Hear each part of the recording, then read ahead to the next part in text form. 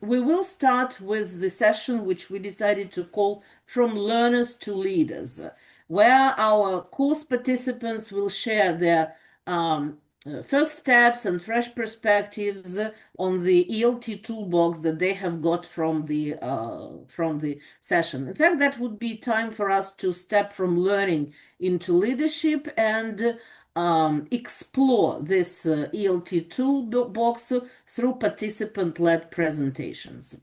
Then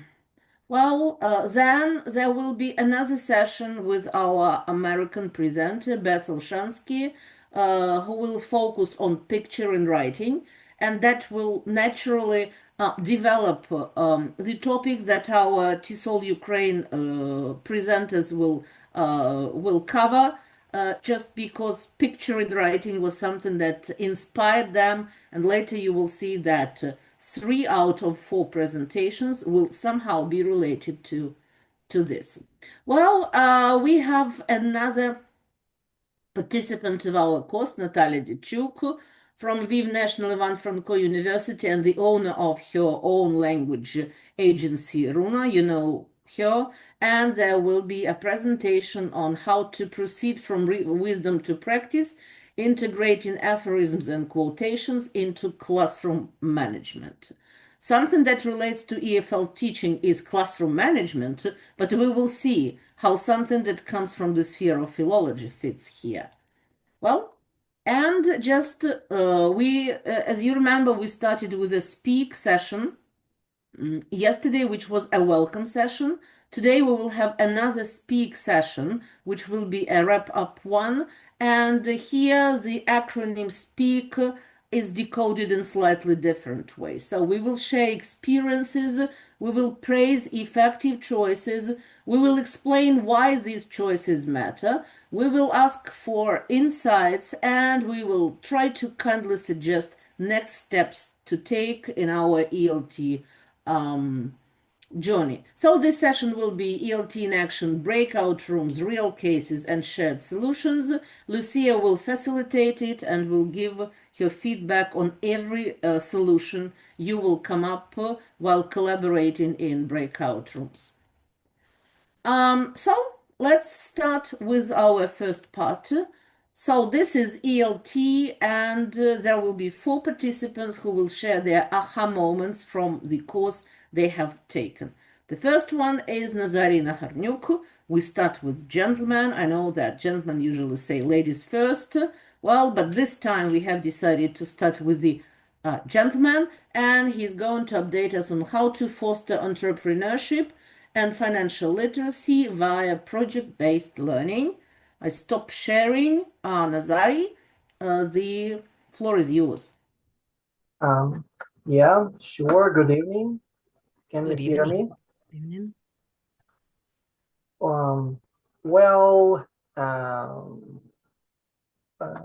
I'm actually pretty surprised. Was pretty surprised that the most of the participants are actually the practicing teachers, the experienced ones, definitely more experienced than me, and yet I still have something to tell. So let's get started. So yes, among the suggested topics, I picked project-based learning as the topic which suits the my future research interests the best. So among the suggested options, project-based learning, in my opinion, is related with entrepreneurship and financial literacy the most. So first of all, I would like to explain why do I think so, because this approach fulfills the need for practical life skills as we have talked yesterday, to use English as a tool to express the life beyond the classroom, and especially to use it as a language of business. This is especially important nowadays, as it is widely emphasized that financial and entrepreneurial competence is the key competence for the 21st century. The key competence to develop modern personality. Well, so let's briefly recall what project-based learning is. Maybe there can be different approaches to define this term, but most of them have something in common, that this is a student-centered approach. This approach emphasizes learning through real-world projects, through the situations that can happen in real life, and it focuses on problem solving, on how the problems are solved in real life, and how the language, the skills and habits we develop in the classroom, how they can be used in real life situations. Core elements of the project-based learning is a driving question, the authenticity, sustained inquiry, student voice and choice, and the final thing is reflection and presentation. It works, it is effective because the language is learned in context. The language units are, be it vocabulary or grammar, you name it, they are used in context, in real situations, when it's suitable. It integrates different skills at once, and the most important, such approach increases motivation, because it gives the realization to the students. They can understand, they can realize why it is useful for them to learn English. Why, how can they use this knowledge in the real life, and how to use it meaningfully. For example, this is a pretty recent topic in the news. The Pentagon pizza. There is an observation that pizza delivery orders near the United States government buildings, such as the Pentagon, CIA, and the White House, often occur right before a major international crisis. So the workers of the major government institutions are busier more than usual, and have to stay late later. Stay later in their workplaces, and deliver some food there, to order some food there, to have some snack right there. So the idea is to the project to found a pizzeria in Washington, D.C. near the Pentagon, so that's to to earn some money from this trend and also have some profit from that trend. This is a very creative idea which involves many problem solving, such as it is very it involves both the language in general, the vocabulary, some specific business vocabulary, for example, such as break-even point. So how many, how much do they need to sell to start being profitable? And also the cultural context as well as such as the structure of government in the United States, the relevant security issues, which are also interesting to discuss. So from the perspective of the financial education, this project also involves budgeting, income and expenses planning, profit calculation, as I mentioned before, and it helps to integrate the data, to integrate the background knowledge, to come up with some conclusions, to come up with some possible decisions, and so on and so forth, such as pricing and financial risk. It is also an important aspect of the example mentioned by me, and because it also involves many unobvious things. So my example shows that it involves the project-based learning helps us to integrate both finances, some entrepreneurial skills, and the language skills.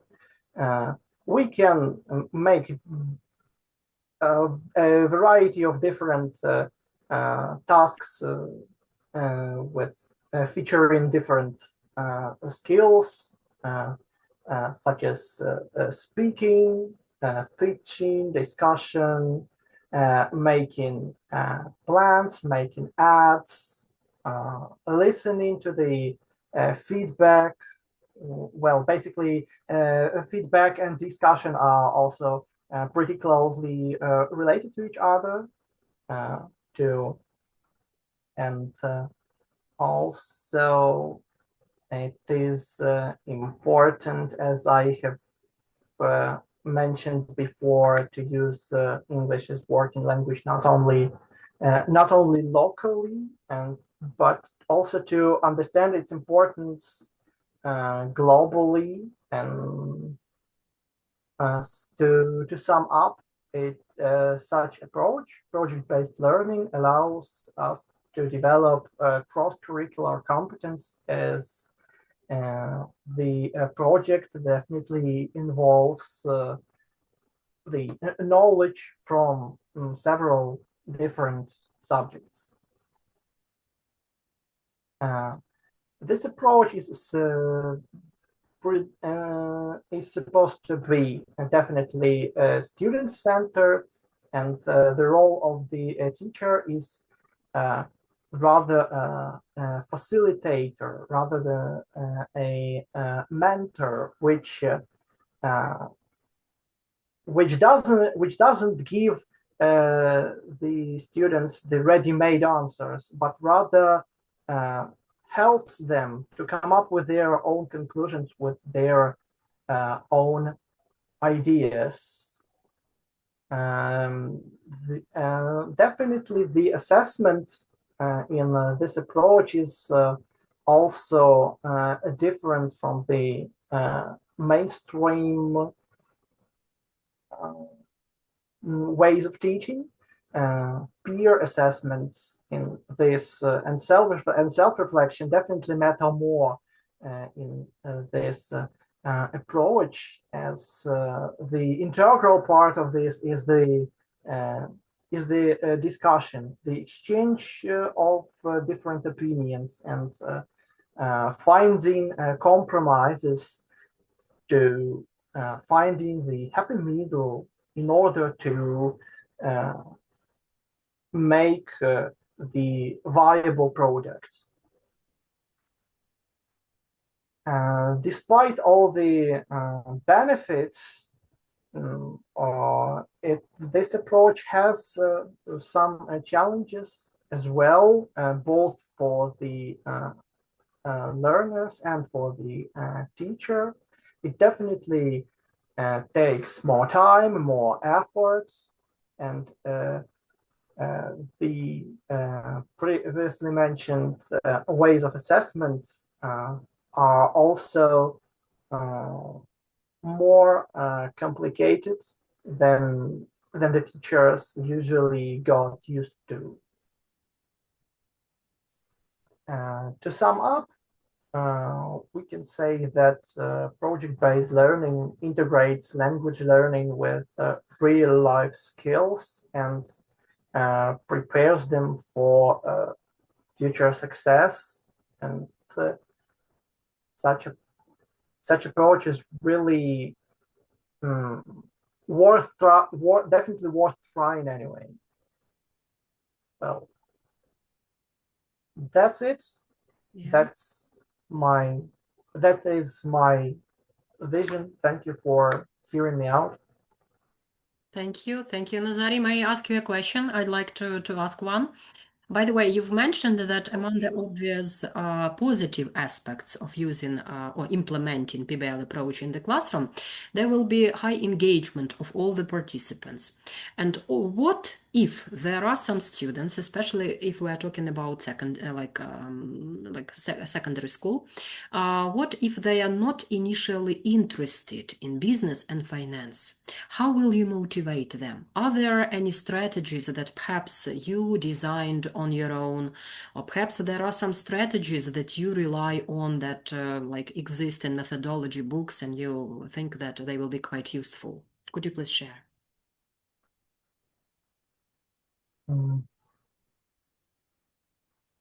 Well,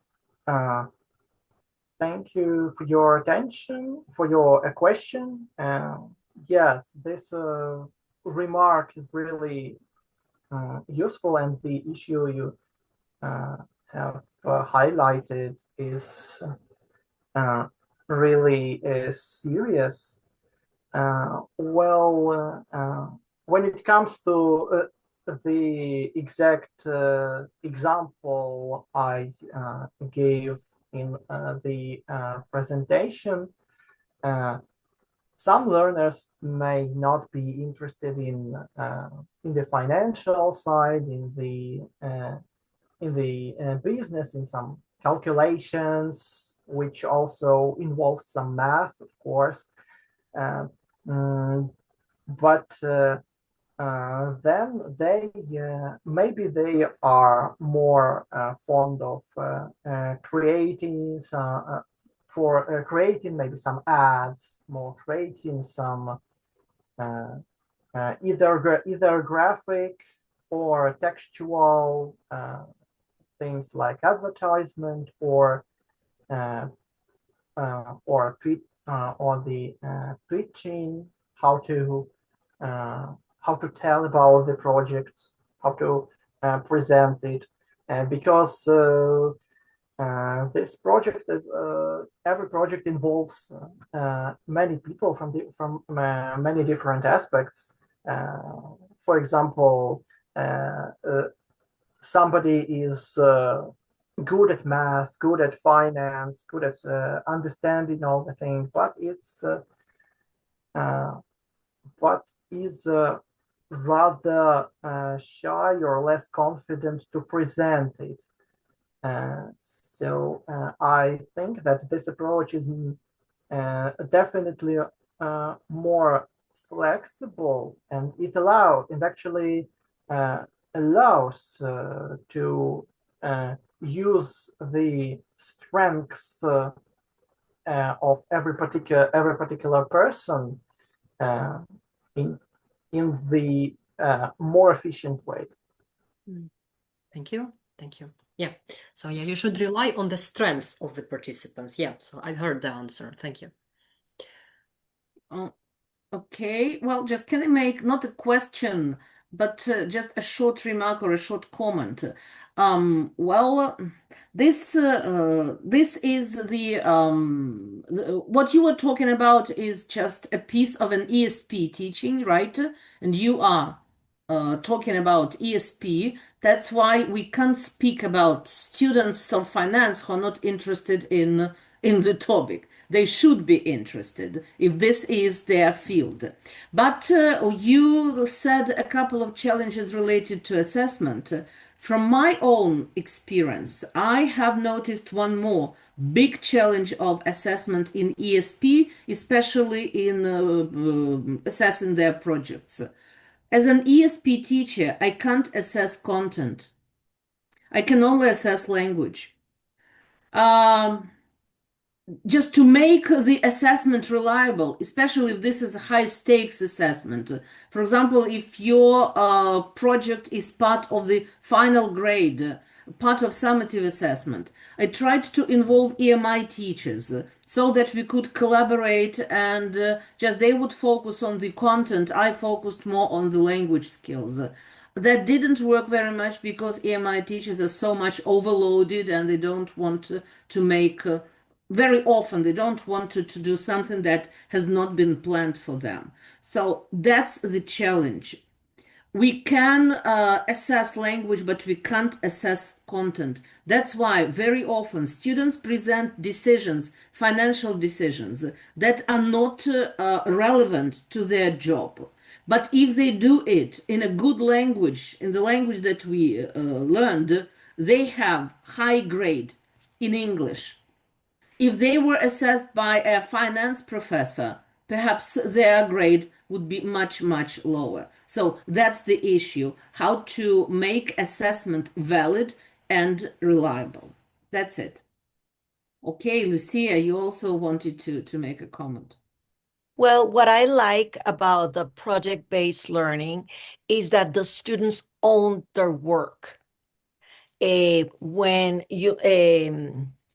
Nazarii mentioned the difference in approach, I think that the paper pencil way to approach the students is long gone.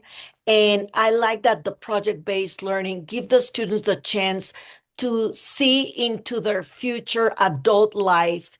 And what I like, what Nazarii said, well, there's a plethora of opportunities for the students. Not all of them have to work in the tiny little details about the money. What is the profit? I really like how he presented with a visual, like making a pentagon pizza shape. I love that. That's a good hook for the students to get engaged and look at all the different ways and routes this project can go. You can work in the teaching the students the data itself, but they can also work on the background knowledge, work in the maps of the United States, the government organization. They can create their own logo for the pizza place. They can work on commercial for those that are tech savvy. They can pitch like a funny music advertisement. They can even do plays, ordering the pizzas or going and delivering the pizzas for the beginner levels. They have so many opportunities. This project-based learning can cover a wide variety of language opportunities. They can act, they can draw, they can use their technology awareness. They can do like fake promotion videos in Instagram. It can go on and on. Maybe go to a real pizza place and interview the manager. How do you determine how much ingredients you're gonna need before, I don't know, like a football game or elections, things like that. So this is the type of projects that engage the students because they can be tied to their learning types. So I think that this is a real example. And as we talked yesterday, now our job as instructors, and I like how Nazarii presented, we are just facilitators. We have to have in place timelines. When do they have to arrive to a checkpoint for us to see what they are doing and how they are doing it? Provide like preview vocabulary that they can need in order to continue working, establish roles in the teams so we are sure that every member of the team is working and the responsibility not falls into one student doing it all, but also working with the students in the rubric, how a 4 looks like a maximum grade. Well, the students are able to produce in oral, in writing, and I don't know, the logos, things like that. So it requires a lot of reflection on our part.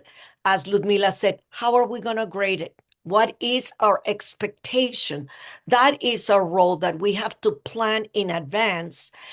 But the results are magnificent because, as Ludmila said, if it is, let's say, a business related content, well, we have to have our content expectation, but we have to have our language.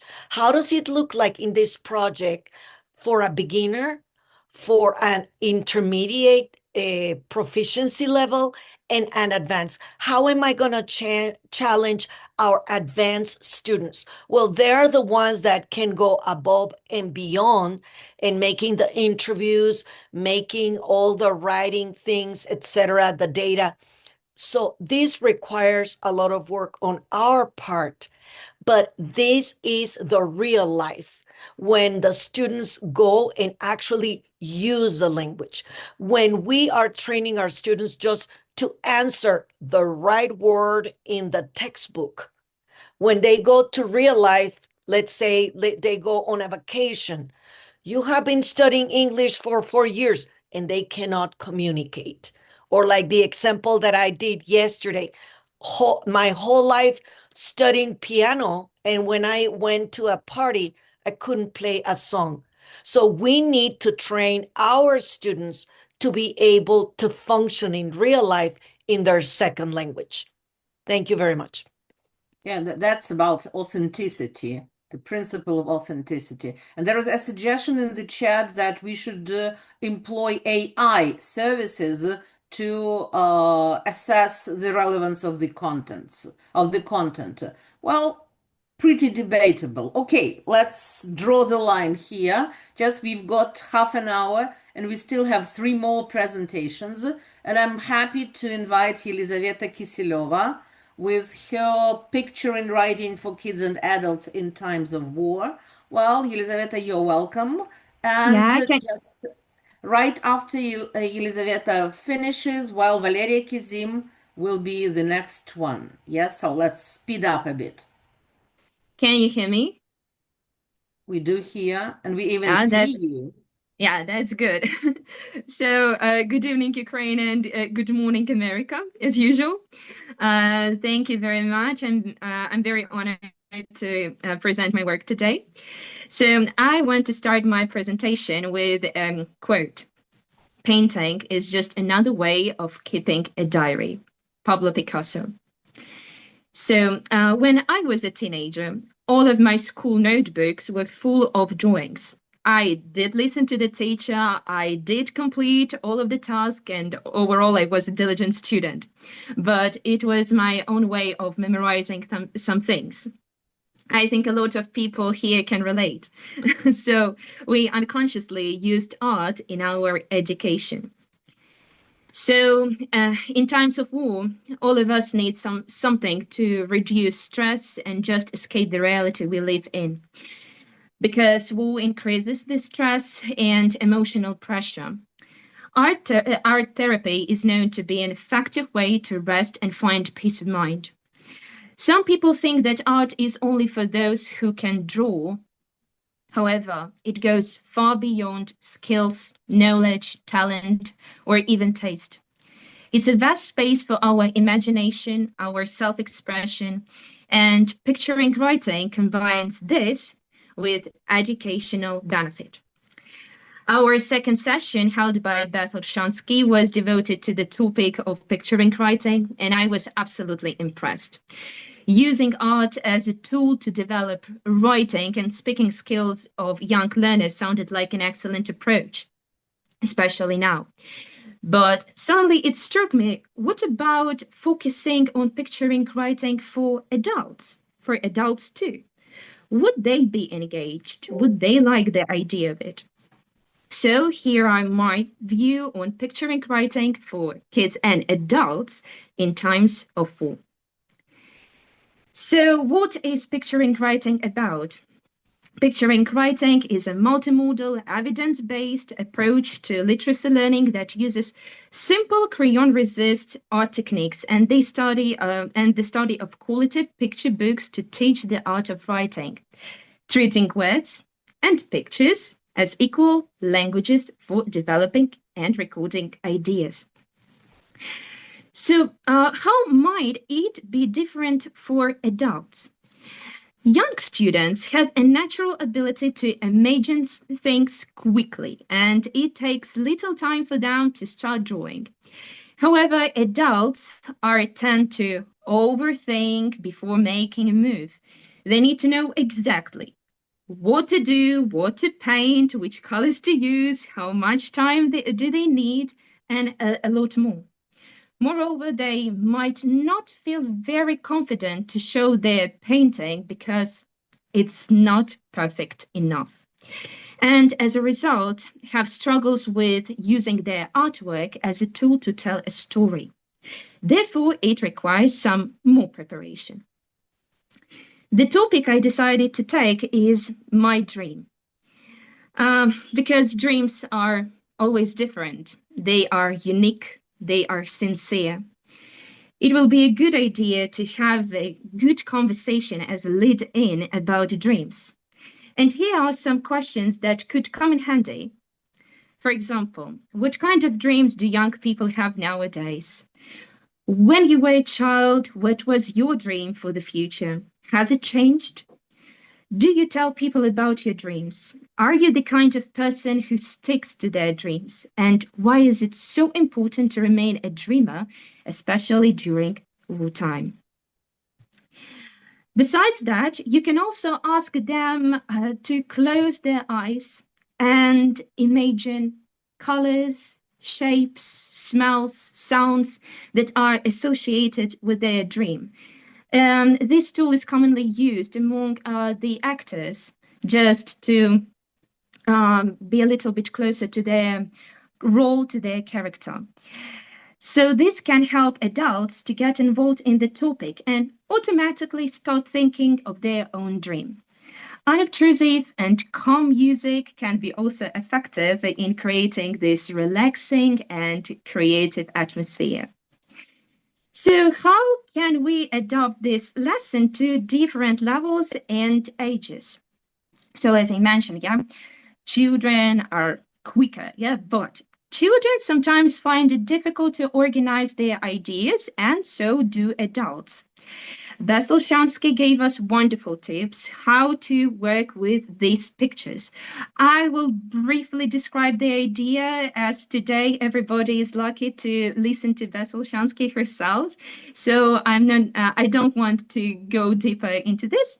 Just a brief example. So we can start with the main object in the picture. So I chose these 3 pictures, and we can see in the first picture it is a balloon. Yeah, in the second picture it's a plane, an airplane that probably a lot of Ukrainians are dreaming to see in our sky. Yeah, just normal airplane. Yeah, and in the third picture we have palm trees. So we take them as the main object in the picture. It captures our attention first, and we start asking the questions. For example, what is this object doing? Yeah, we can use a personification as a tool. What if it had eyes, ears, hands, and so on? And also we can ask students to stare at the picture, don't blink while a teacher is telling the story. I prepared a chart which you can see on the screen as additional material for students, like nouns, verbs, adjectives. We should encourage students to think outside the box, and it would be a wonderful idea if they add some of their own ideas, to these tables. Students can use this chart as visual help to convey their ideas in the best way possible, and also some additional materials like that.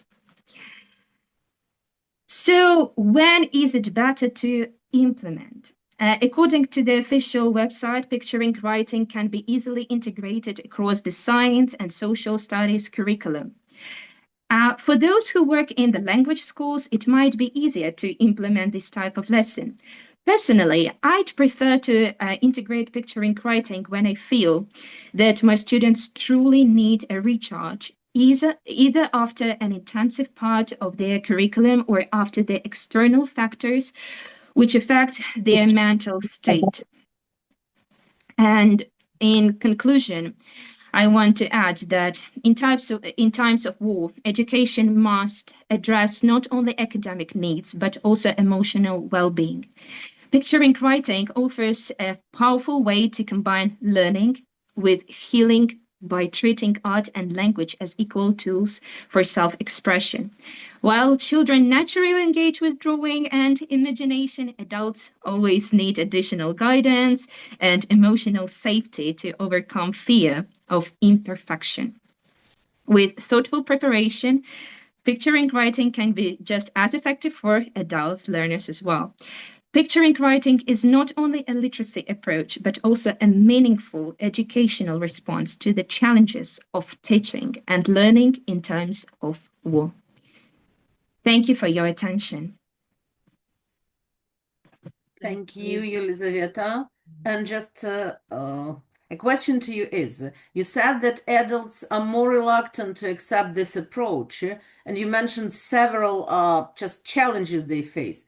Don't you think that one of the biggest challenges with adults is lack of technical proficiency? So technology might be something that won't let them do it and do it in a perfect way. Perfection really works against, but how about technical skills? I mentioned that technical skills are not like the main idea of that. It's more like the self-expression. So as I mentioned that in my presentation, I want to make this very relaxing atmosphere for them to make them feel that it's okay to be not perfect.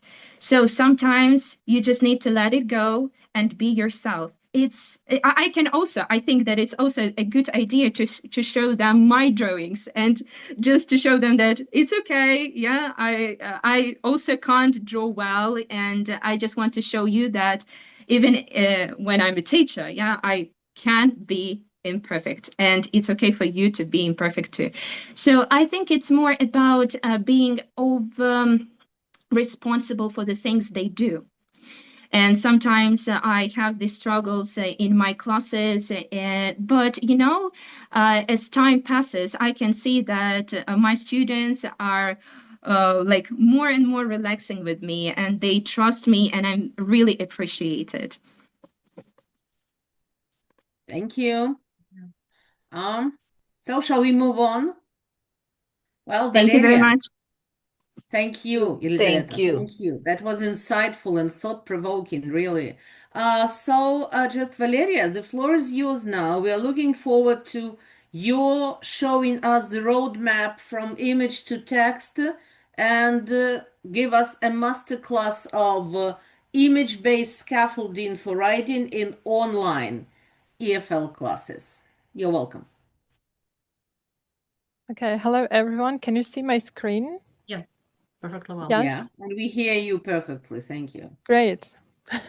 So, I took part in the fall course where we had a wonderful speaker, Beth Olshansky, and who inspired me to try image-based writing. Lucia emphasized the importance of support in teaching. That's why the topic of my presentation is from image to text, image-based scaffolding for writing in online EFL classes. I work mainly with high school students and adults are super skeptical about writing, to tell the truth. So every time when I give a writing task, they say, oh no, I hated writing at school. I cannot come up with anything interesting. I don't have enough vocabulary to fulfill the task and to create something worthy. That's why I decided to give a try.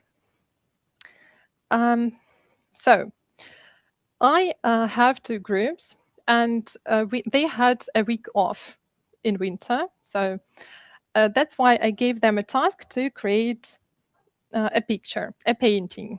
So the first group had to create a descriptive. So they had to create a painting.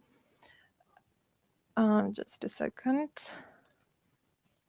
Not yet. Sorry.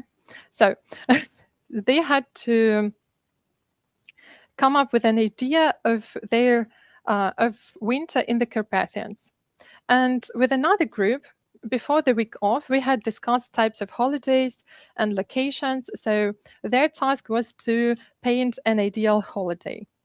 First of all, let's have a look at the term that I have in the name of my presentation.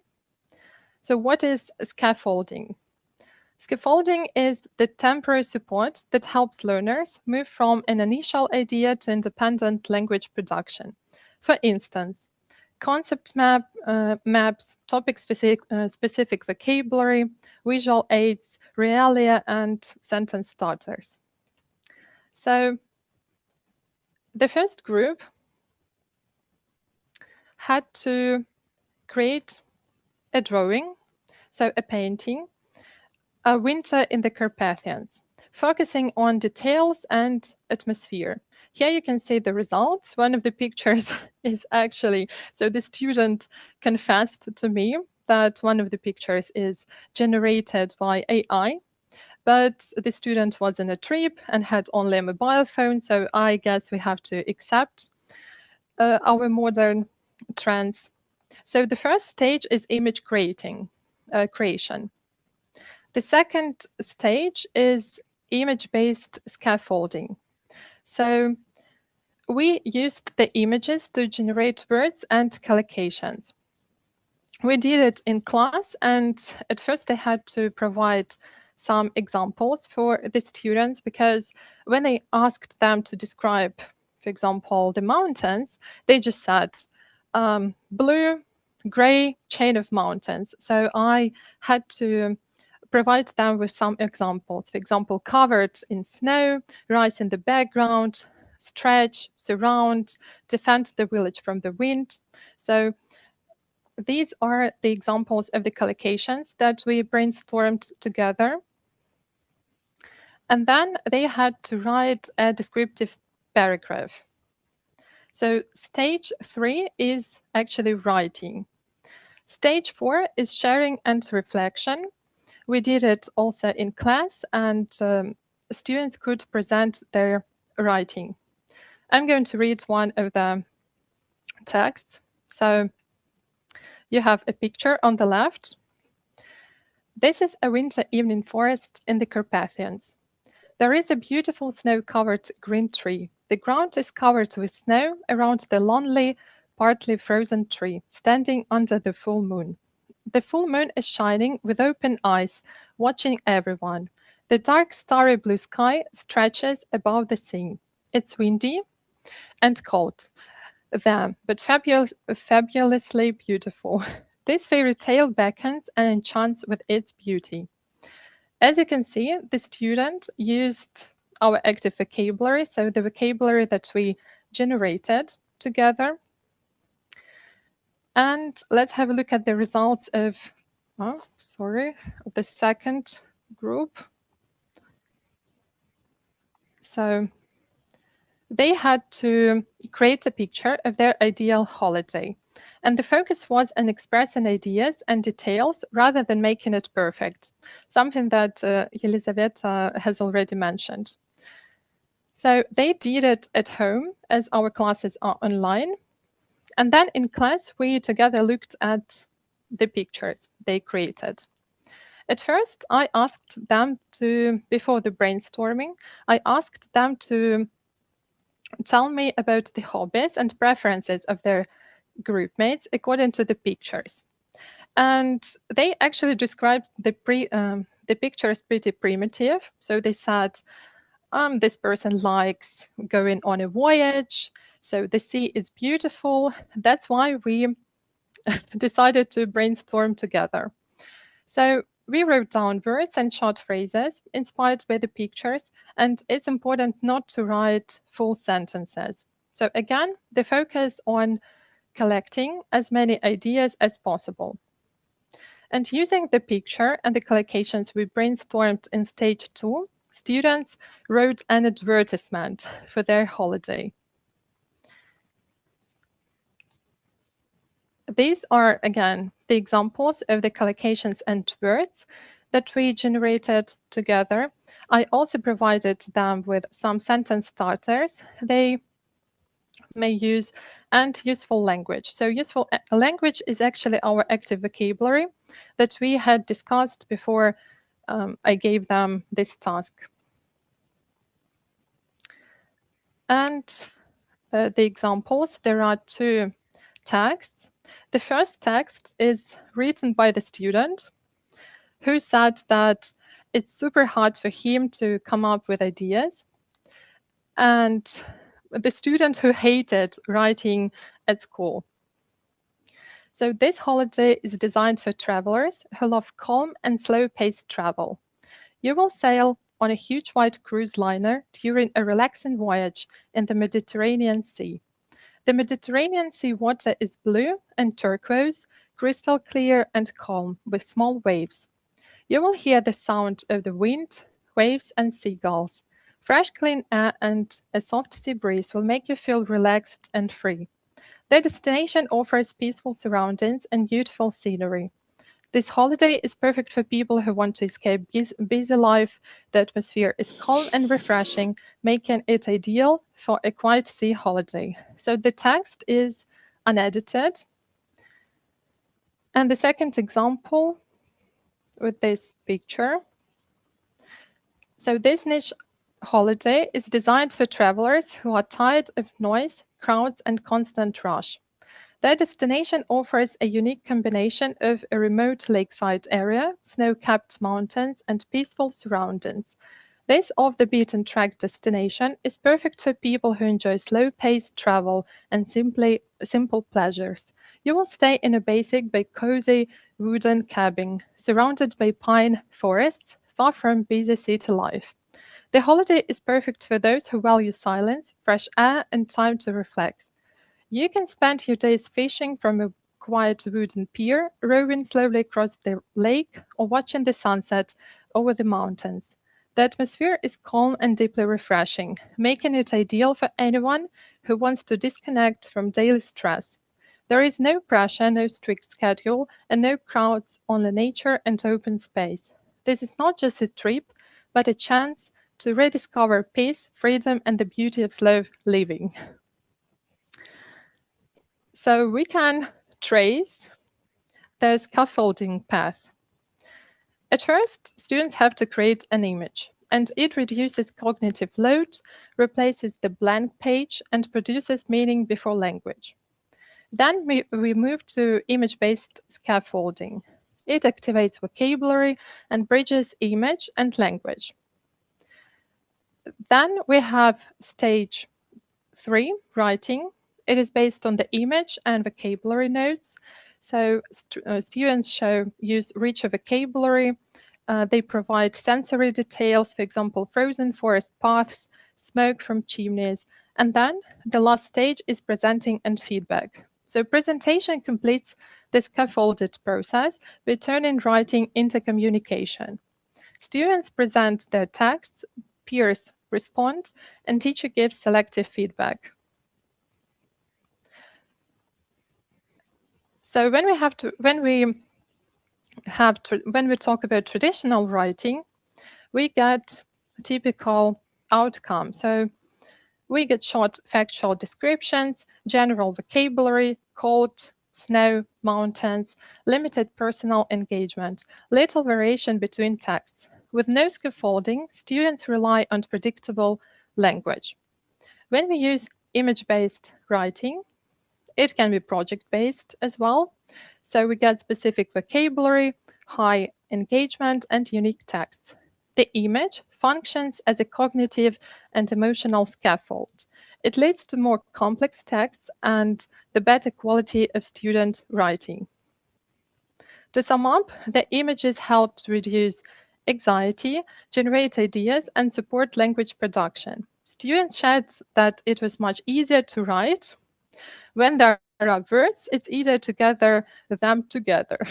The activity supported students of different levels. Weaker students could rely on visuals, while stronger students could expand their ideas.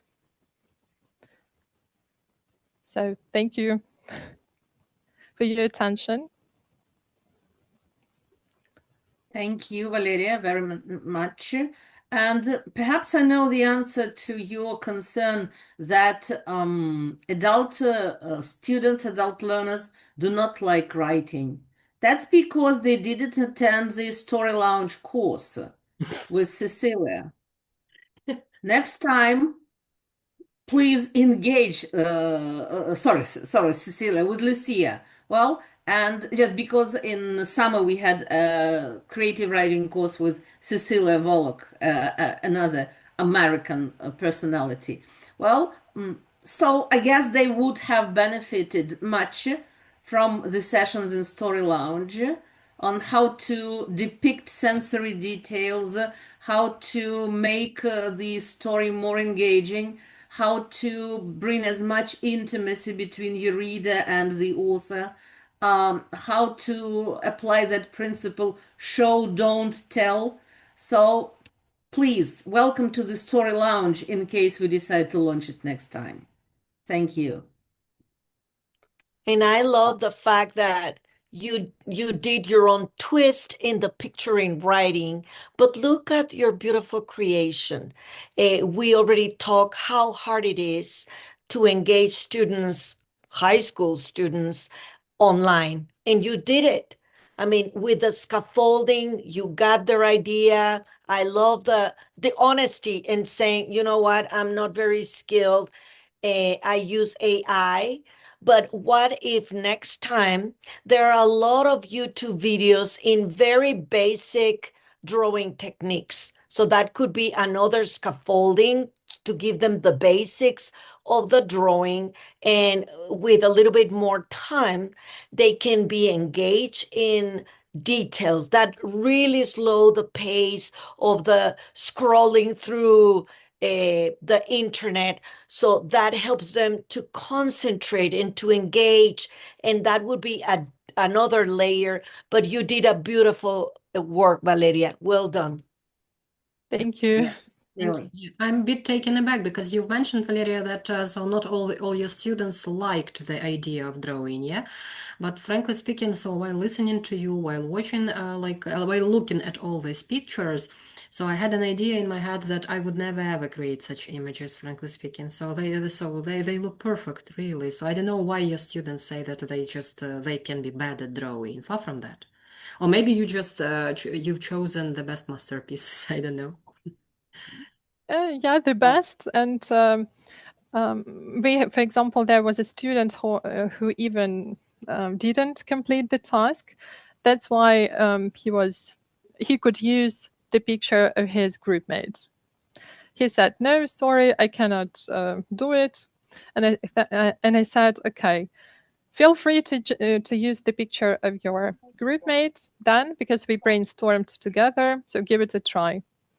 And that's what was that. That's a wonderful example of collaborative learning, when just learners support each other and this lets each of them shine. Okay. Yeah, there is a comment in the chat from Lucia. You can just read it. Well, has Beth joined us? I guess not yet. Not yet. The problem is that her session has been scheduled for 6, and it is 6 now, and we have one more presentation. So I suggest that we should listen to Olga Moroz, right? Yeah, and let me text her and tell her that we're a few minutes behind. Just, I guess if Beth joins the session, she will enjoy how her ideas work. Sure. Okay? Yes, definitely. So, Olga, So can you hear welcome. me? Can you hear me? Yes, we do. Yeah? We Can you see my hear screen? Can you see? and Okay, see your thank you. screen. Go ahead. So, good evening, dear colleagues. Today you have heard a lot about such a wonderful approach as picture writing. And I also would like to share my point of view on this issue. Many of our students know the rules, but when we ask them to write, they still say, I don't know what to write, or I don't know what to start with. Thus, my topic today is about how a simple picture can turn a blank page into a meaningful communicative experience. So, meet an idea I am currently developing and only planning to introduce into my school practice: picture-based writing as a tool for developing communicative competence at school.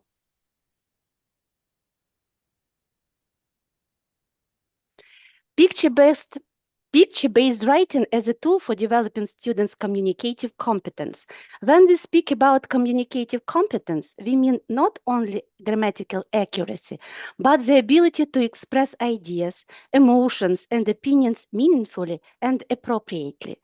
And very often, students' main difficulty is not language itself, but the lack of a meaningful starting point.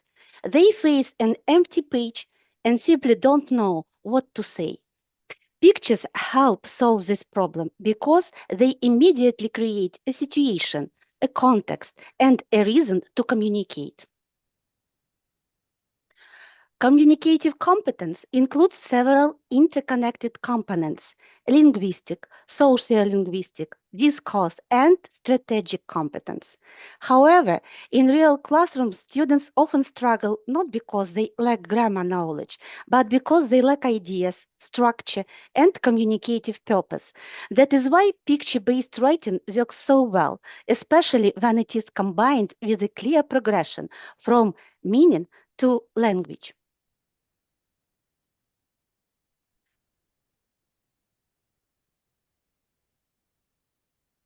Pictures, as you have already heard, reduce anxiety, stimulate imagination, and invite interpretation.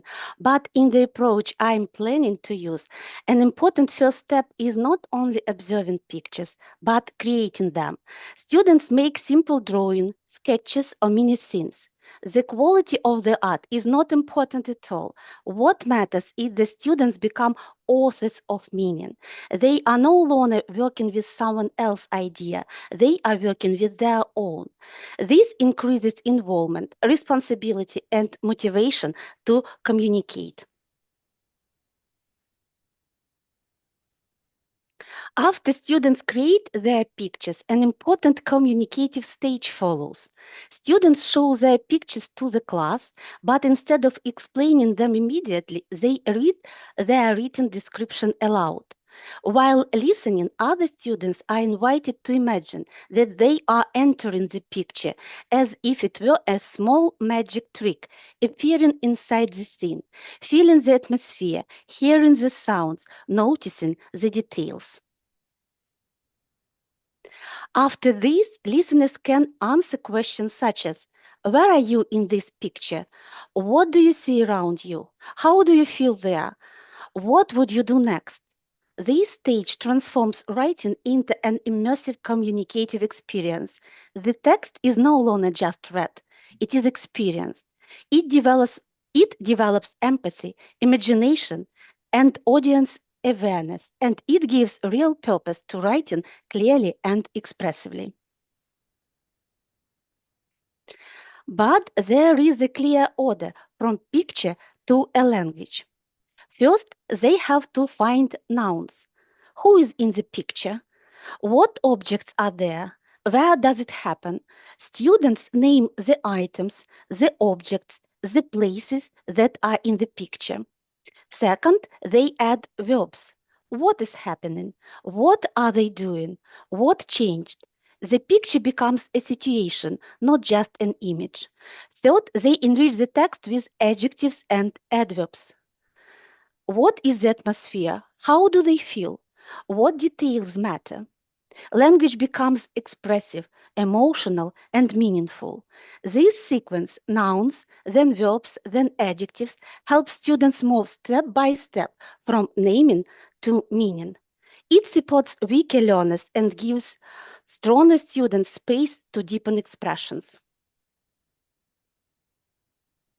Through this process, they develop communicative competence. They expand vocabulary and sentence structure. They learn to connect ideas into texts. They adopt language to audience and purpose. They express emotions, viewpoints, and intentions. Most importantly, they write not to complete an exercise, but to communicate an experience. And the most important question, how it can work in the classroom.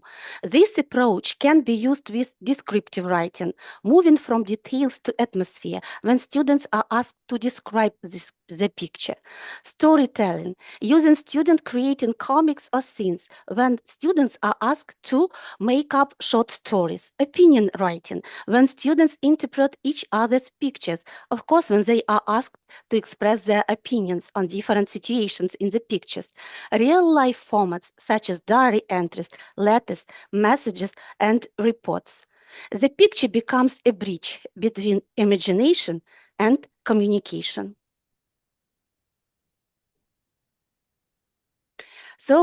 And there is the example of a planned classroom sequence as I see it in my class.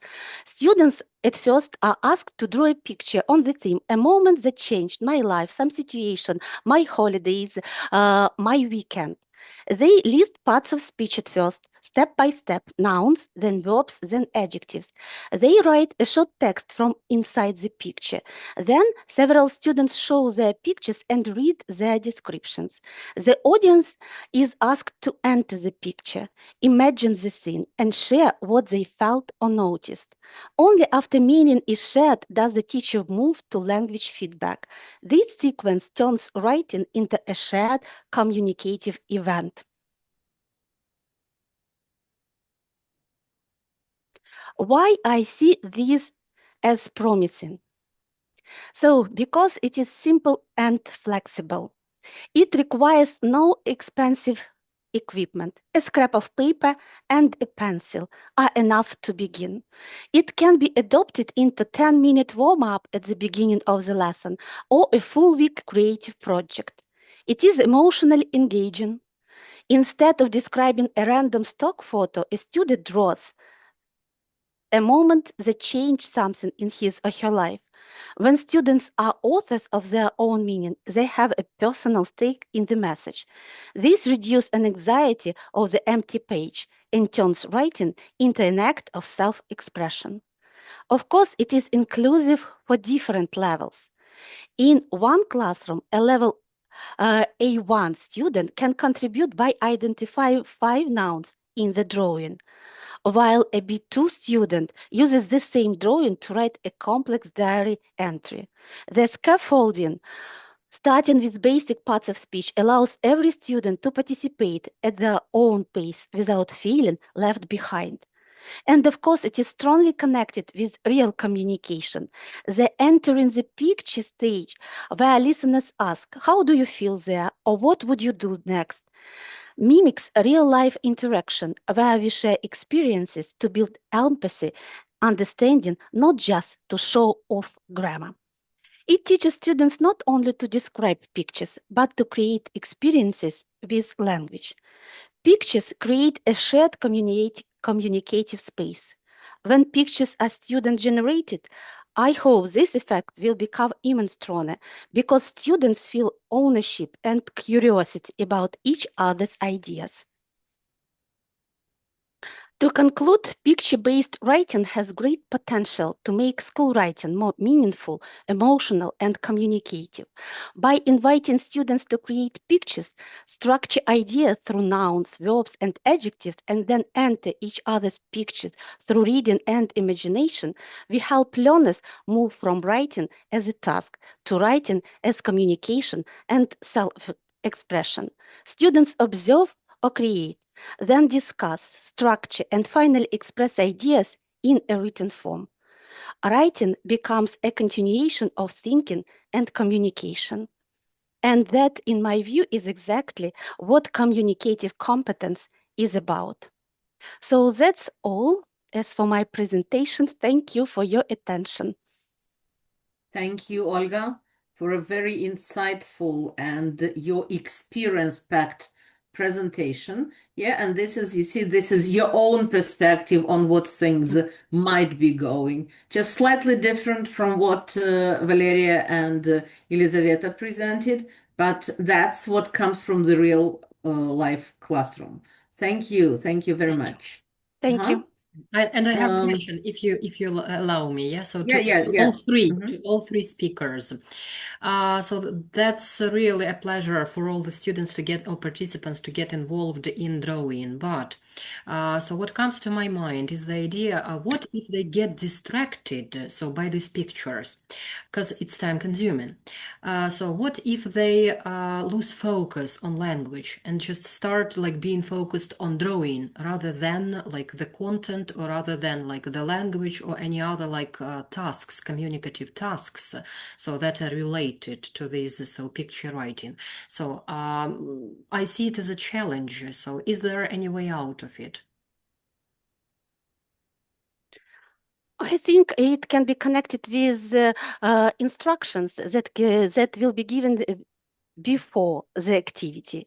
So students will know that this first stage, which is connected with creating some picture, will last only 10, 15 minutes or so on. And after that, they have to go with the next step, with creating a text, with finding vocabulary, nouns, verbs, and then adjectives and adverbs, as I see it. Mm-hmm.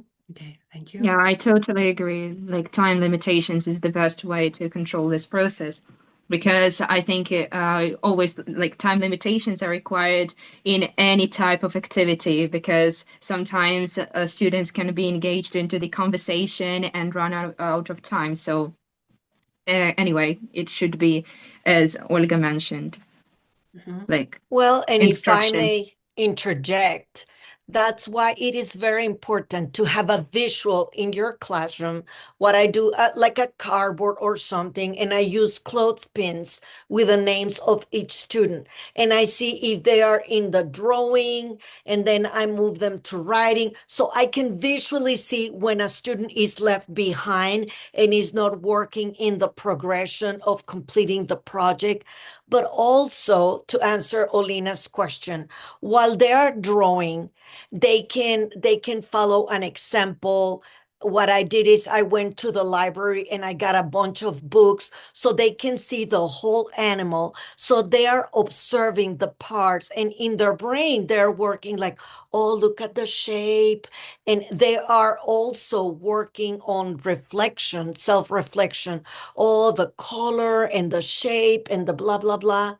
And then when you do all the brainstorming. You're giving them the tools in order for them to be able to produce the writing. That's how the advanced students help the beginner students, because they already have the language and they are helping the beginners to scaffolding the vocabulary, and also visualizing with a picture. You can point out, oh, look at the mountain and the sunset and the colors. And I love the fact what Elizabeth used, that Beth showed us in the presentation, using the five senses. Like, if the mountain could see, if the mountain could smell. So you start adding more words that otherwise, as Valeria said, it will be the mountain is white, like very simple sentences. And as Elizabeth said, you are adding those five senses and what the mountain is thinking, what the mountain is feeling. So you are adding a variety of new vocabulary. I think it's a beautiful way to scaffold the language. And I really like what Valeria mentioned, that the circle of creating this process is not just the writing, but sharing. So you are using the brainstorming. So you're using the writing, you're using the speaking, you're using all aspects of learning a language. But definitely it is our job as facilitators to be able to keep track. And when you see that the students are stuck in language, to provide another extra layer for them to continue working.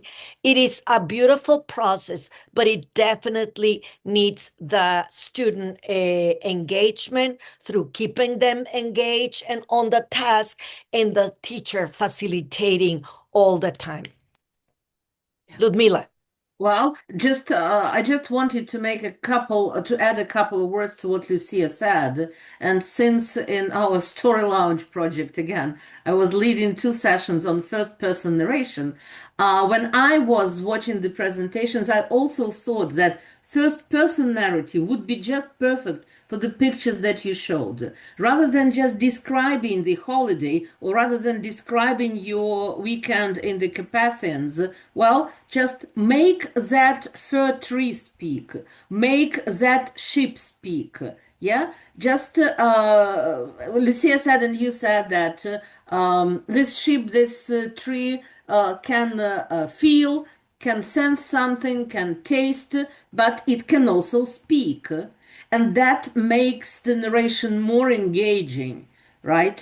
And it shows emotions. When we animate the objects that are not human, well, we make them human. We make them live through the same experiences we live. And just when we describe something, again, not describe, when we present, when we share the feelings of that object, in fact, we share our feelings, we share our emotions, we share our experiences, but we just do it from a different perspective.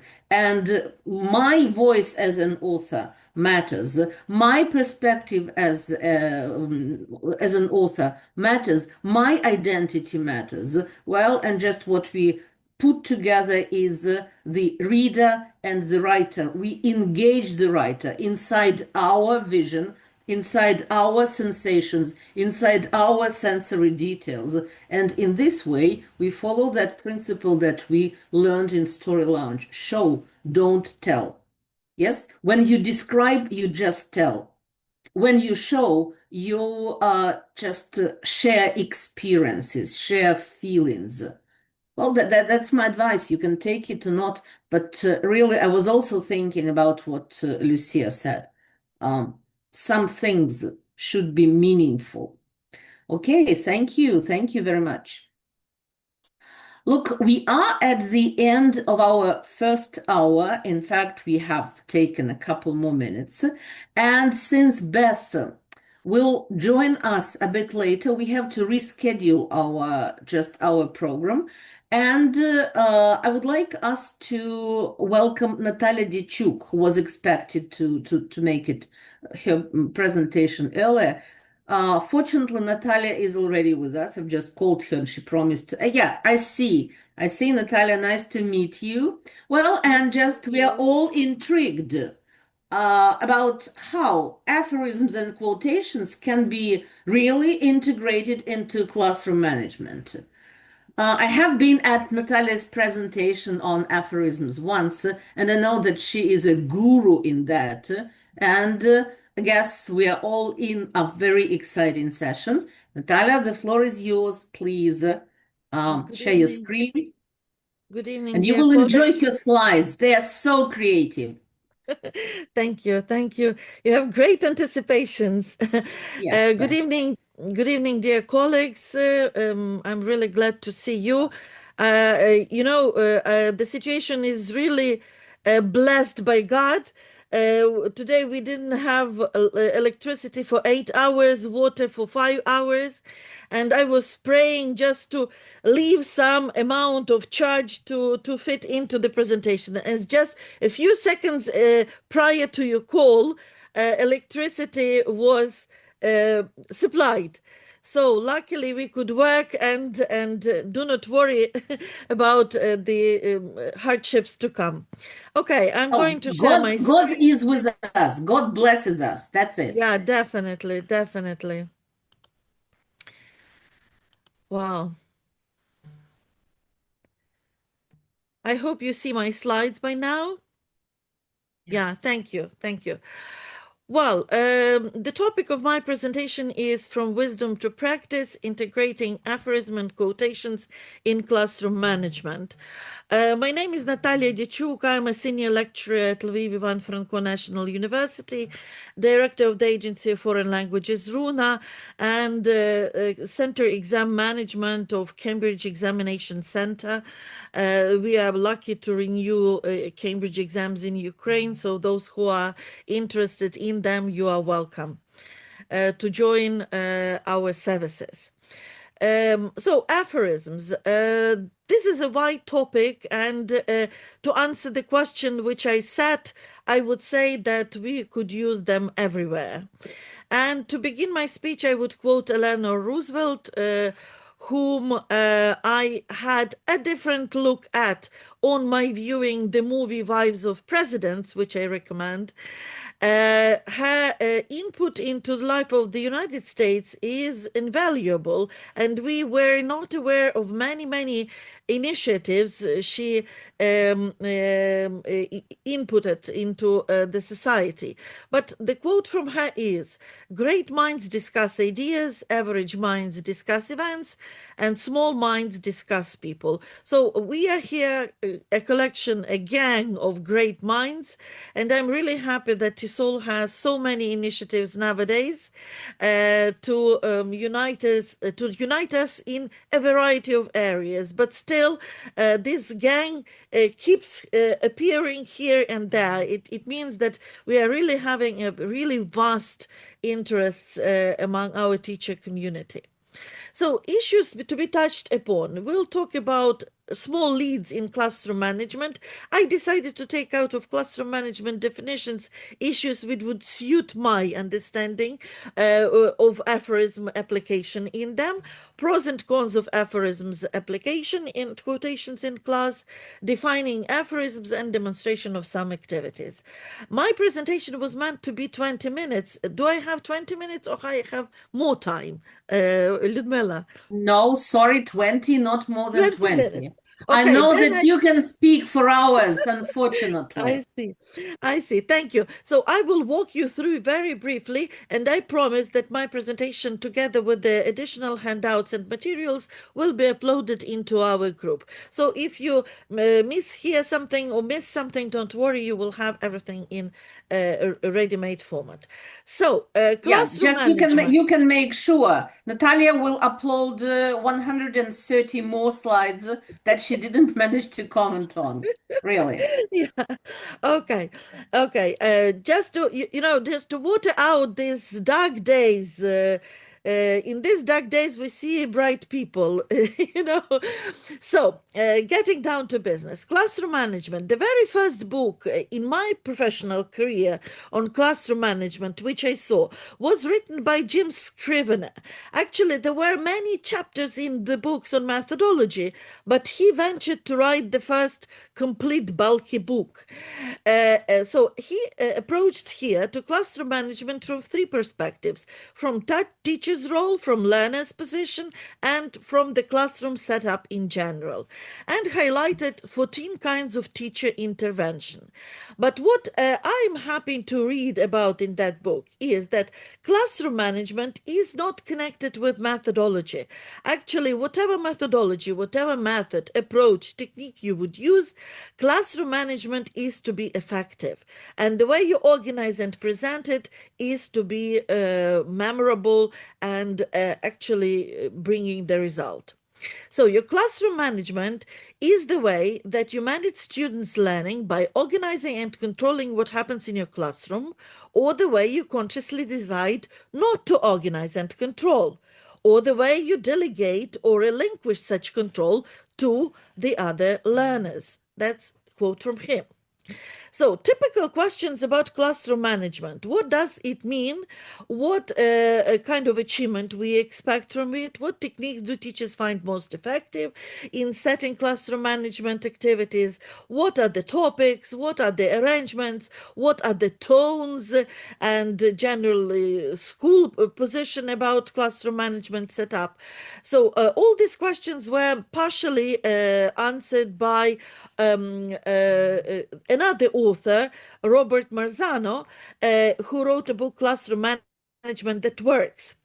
And he analyzed more than 100 studies on classroom management to discover the answers to these questions. And he says that establishing effective classroom rules and procedures give input to classroom management. Disciplinary interventions are necessary. Foster productive student-teacher relationships where atmosphere could be changeable and watered out. Develop a positive mental set. Mental set could be developed with quotations, definitely. Help students contribute to a positive learning environment and activate school-wide measures for effective classroom management. So a classroom management approach shouldn't be just individually initiated by a teacher. There should be school policy on classroom management. Even an hour before the presentation in TikTok, it was Facebook.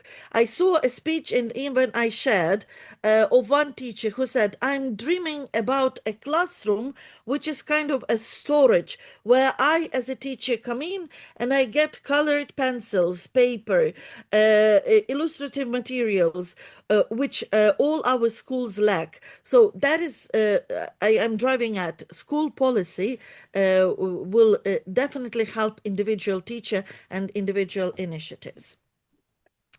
Davis and company, while talking about classroom management, defined three interconnected dimensions which are to be considered by a teacher in classroom management: behavioral engagement, relational engagement, and cognitive engagement, which means whatever we are doing, we have to focus our attention either at this area in a single position or comparing three of them all together.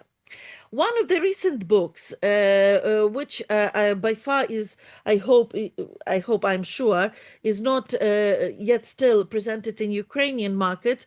It came to me via Canada. My sister lives there, so she shipped books over there and then ships them to me because there is no direct royal mail with Ukraine so far. Using Wisdom Stories in Language Teacher Education, book written by Alan Maley, where he and co-authors initiated a collection of wisdom stories as well as collection of quotations, which could be used to enhance teacher training and development. And here is the quote from him. Talking about aphorisms and quotations. These are small texts, but they have big potential. Feel free to use them either as quick warm-ups or appetizers or as a way into much deeper discussions. And here Alan Maley defines 8 R's, 8 suggestions for using wisdom stories and words in class. Read and listen, reflect on them, relate it to your personal experience, respond and exchange views, recommend, reinforce, suggest additional activities, research, find more resources on the basis of them, and record and keep notes. As to record and keep notes, in my personal childhood, it was number one. When you remember, when we were at school asked to write essays, it was a must to have an epigraph. Yeah, 4 words. And I kept collecting interesting quotations from a variety of authors coming on newspapers, on scarce newspapers and magazines at that time. And I had my personal collection of quotations, which I used to use prior to writing my essays. So, life competences and other theory connected with the necessity of incorporating quotations. Brian Tomlinson, in his book Materials Development in Language Teaching, classified that classroom materials should be informative, instructional, eliciting, exploratory, and experiential. And our pity, not all of that materials are as such. Quotation from him: as different learners learn in different ways, the ideal materials aim to provide all these ways of acquiring a language for learners to experience and sometimes to select from. So here are the critical articles from Tomlinson, Mashur, Arabi, which says that modern books, English-speaking books written by English authors or international authors, they are written in a format one size fits all, and not always considering regional abilities and possibilities and requirements. That is why all that could be made up with the use of quotations, topical quotations, local, national, or if you are lucky, you may come across some collections of international proverbs and quotations. So for these purposes, we could definitely invite Benjamin Bloom, which was now mentioned almost here and there. What any person in the world can learn, almost all persons can learn if provided with appropriate prior and current conditions of learning. And Bloom's taxonomy and the criteria to go with them, as well as activities which you could develop based on that taxonomy, could be used based on aphoristic utterances. Creativity follows mastery, so mastery of skills is the first priority of young talent. Here is a chart which gives you keywords, actions, and questions you can formulate with quotations, but using cognitive loading due to the levels of Bloom's taxonomy. So all these tables will be provided in your handouts. So I'm driving at the idea that you yourself could invent whatever complexity of assignments using meeting Bloom and quotations in the classroom. Another resources, frameworks of life competences by European Union and Cambridge University. So all these 21st century skills which have their requirements could also be used as an additional backup material to prove that quotations are important. I'm skipping this. Pros and use of quotations. The main aims of incorporating aphoristic quotations in classes are to enable students to evaluate validity of thought behind quotations, to analyze quotations using critical thinking skills, to compare and contrast multiple quotations, to classify quotations by applications, to apply them to a variety of contexts, and to spot and represent quotations in and a variety of media. So, pros and cons. I hope we could skip this list. They're thought-provoking, foster creativity, lots of vocabulary could be learned. A lot of quotations are incorporated in standardized testing. That is why using quotations you can prepare your students learning for TOEFL, IELTS, Cambridge exams. But there might be some faulty issues. They might be culturally specific, not understandable. They may have some taboo. They may have some figurative language which might not be clear. I hope you would read it through. So maybe overused, maybe not appropriate to the context, whether if a teacher is young and not well prepared.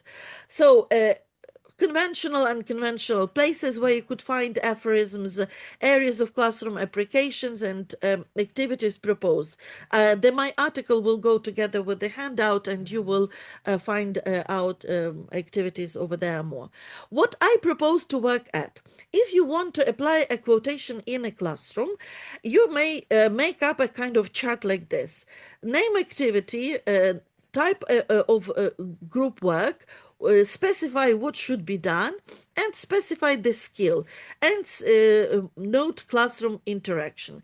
And by that mean you would see today you use quotation for writing, yesterday it was for speaking, next time you could use it even for a test. What is in a word? Defining aphorisms and what is a quotation. David Crystal's definition, Joseph Roy, a fine quotation is a diamond in the hand of a man of wit and a pebble in the head of a fool. Definitions of aphorisms from variety of dictionaries. I will skip it so you may look it through. One of the newest investigations about aphorisms was done by this guy, and there is a quote from him, Ben Grant. An aphorism then is both a world in a grain of sand and a magnifying glass with which to observe and the infinite variety of the world. The largest and the worthiest portion of our knowledge consists of aphorisms. And my ambition is to say in 10 sentences what everyone else says in a book. That's Nietzsche's. So apart from quotations, you may come across the terms adage, apophthegm, axiom, maxim, proverb, truism, percept, dictum. All these are more or less the same, have the same characteristics. They are brief and witty. So where to look for aphorisms? Of course, you can create mind map. There are a lot of resources, cinema, dictionaries, literature, students' essays, songs, and you may use them using Canva, using Padlet, using Miro-board. You may place them and ask students for comments. You may ask students to make lists of their favorite ones just to initiate interaction. Now some activities. So this is from my article, the sample where I made up a table where in what areas of classroom you could apply aphorisms, but I will show you some. Prior to the class, you can work with mind maps. You can create mind maps for yourself. So this is mind map, how to and where you could use aphorisms in classroom management, skills development, system development, additional skills, variety of topics. Working with the dictionaries, so have a good selection of ones and where you could look for the resources. Then visiting one-line quotations, weblog quotable as brainy quotes, wiki quote, quotations page.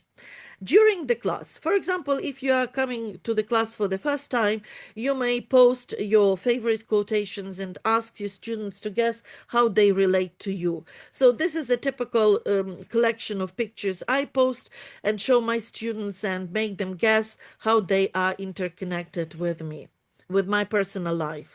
So these are quotes from the table of my daughter. Oscar Wilde, I wrote dissertation about him on basis of his quotations. This is the poster presented to me by one of my boyfriends from the university. So, and that, speaking about the boy from the university, it was him who introduced me to these Dennis posters, which I keep using at the very first class with my students. These are very motivational posters and are very good to show them prior to the first semester, new course, and whatever. A good way to earn more is to learn more. So, the main motivation. When I start classes on English methodology, I say, this is the subject which brings you money, which bring you money. If you know it well, you will be well-respected teacher. So competitive activities, some list of quotes initiated by students and choosing the best, the longest, the weirdest, the most sensational, and whatnot. Recalling some activities or making lists of quotations in pairs. Then, topical vocabulary activities. For example, if you take a quotation and provide it together with a definition. For example, when life gives you lemons, apply more lipstick. Find someone who will ruin your lipstick and not your mascara. A woman is helpless only while her nail polish is drying. Lipstick speaks louder than words. So a collection of quotations on a certain topic will also bring up, can initiate variety of discussions as the beginning of the classroom. Vocabulary activity. For example, choosing images from famous chewing gum Love Is. You may give Love Is and you may give a sequence or prompt word and ask students to make up a sentence. What love is. Or for example, you have a quotation and you write a separate word on a slip of paper and ask your students to reconstruct the sentence structure. For example, I'm fond of pigs, dogs look to us, cats look down on us, pigs treat us as equal. That is Winston Churchill quotation. Gap filling activities on vocabulary. Tea is a hug in a cup. Very vital nowadays when we are freezing. Paraphrase quotations you like or agree or disagree with. You give a list, students read and choose the one they which are most appealing to them. Very good activity even to teach avoiding plagiarism and speak about academic integrity. So to teach how to paraphrase sayings and quotations. Three-pointed quotes. A very good activity when you have the beginning and you cover the ending and students have to guess and then you reveal the ending. For example, there are three things I always forget. Names, faces. The third I can't remember. Grammar activities. Once again, love is, and you have the sentence, but it is not in right order. This is for intermediate level or lower level students. They have to reconstruct judging by the picture. There is a famous Dr. Marty Goethe. These books are recommended to me by my sister. He collects typical aphorisms, neverisms, oxymoronica, aphorisms, and metaphors. So you can ask your students to collect, for example, aphorisms with never send a boy to do a man's job, never underestimate the power of a woman, never swap horses midstream. Or oxymoronica, the more things change, the more they remain the same. Painting is easy when you don't know how, but very difficult when you do. The same could be about writing. Well, writing is easy when you don't know how, but when we know the rules, when we know the conventions, we start thinking twice as much. If you want to change the world, pick up your pen, Martin Luther King. So practicing linking words or sentence transformation. You may give a quotation, a word, and this is a typical Cambridge exams activity. Speaking activities, of course, TED presentations and quotations from TED authors. When we should use one quote, we use quotation as strategically selected moment, discussing specific arguments, giving added emphasis, analyzing how others use the language, and spicing up one's prose. Contrasting opinion quotes, when you have two quotes which with opposite opinions and students are asked to define their arguments and debate against each other. Writing activities. The art of writing is the art of knowing what not to leave out. James Gary is another famous investigator of aphorisms. Here are his books. And for example, giving definitions, funny definitions, also the possibility to be given to students to write their personal quotations or create quotations about themselves. I am a book, or I am a, that means something else. So life is too short to continue. You may ask your students to be creative and continue quotations. I like this one. Life is too short to waste time matching socks. Very vital for wives whose husbands keep losing socks. Reference books on quoting. Of course, grammar and writing, how to quote, how to punctuate is important. And for this, we could refer our more proficient students, first of all, to the Chicago Manual of Style, quote-unquote grammars or manuals for writers, where they could find nuances of quoting. Here are the sentences written with mistakes, and students are to spot where punctuation should be given, capital letters should be placed, and whatnot. Reading activities. So recognizing links between ideas, using context, ability to understand in doubled and inferred meaning. So social media resources could be used for this. This is the samples of media diaries, which I ask my students to write for the course of media studies when they are reading a newspaper article or magazine article or watch a movie or listen to the TED podcast. There is a special column, the last one, where they pick up quotations from that speeches or written media. Aphorisms from press. So fake news spread faster than truth. New York Times 2021. So this is a very good activity. When you have a number of quotations, students work as a group. They choose celebrity, topic of speech, place of delivery, and they compose a speech using these quotations.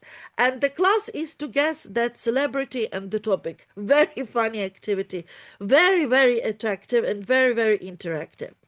So sorting out quotations due to topic. Letters to Santa, writing letters and quoting letters. Translation practice. You can use some quotes, memes, and ask your students to translate them into English. Then film activities, movie quotes and especially movie taglines are the resources of great quotations, which are also could be used as pre-activities for initiating motivation to watch. Movie taglines and movies, matching names and titles of the film and quotations. Well, collections could be on variety of movies. Celebrity quotes. You may choose one celebrity, knowing his or her background, and analyze her quotations and discuss or make your students make a web quest. Why does she have this or that position or standpoint? Or collection of quotations from a variety of celebrities on a definite topic. Or you may, once again, make a guessing activity. Who said what?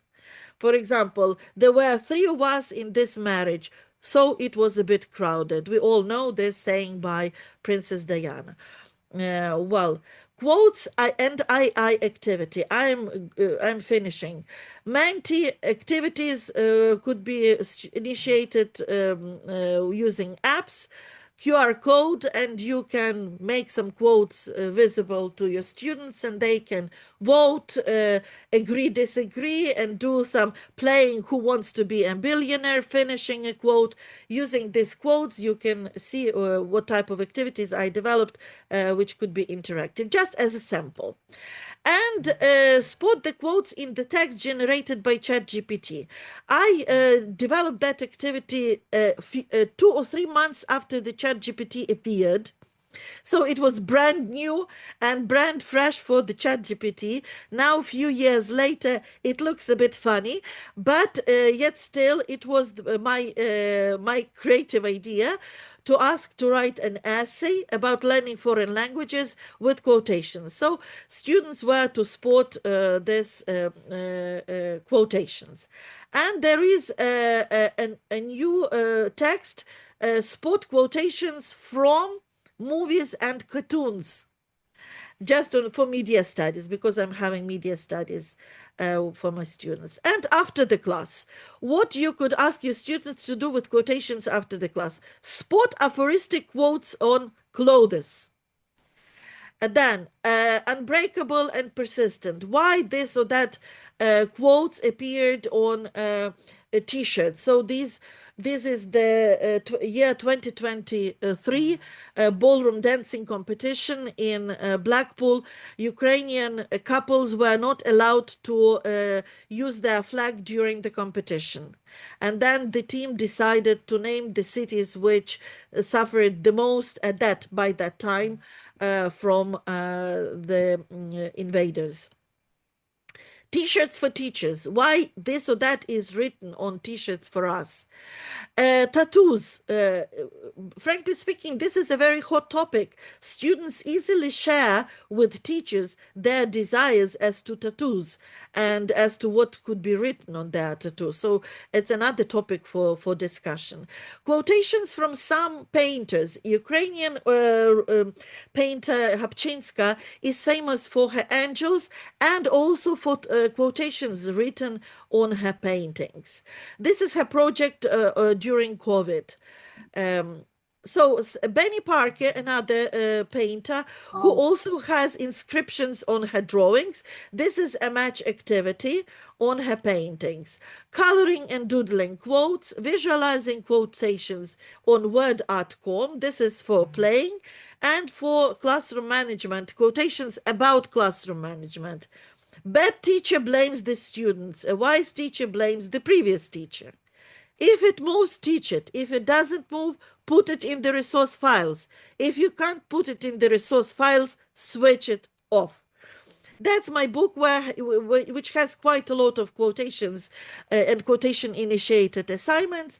And I will finish with Socrates. Employ your time in improving yourself by other men's writings, so that you shall gain easily what others have labored hard for. Thank you very much. Thank you very much, Nataliya.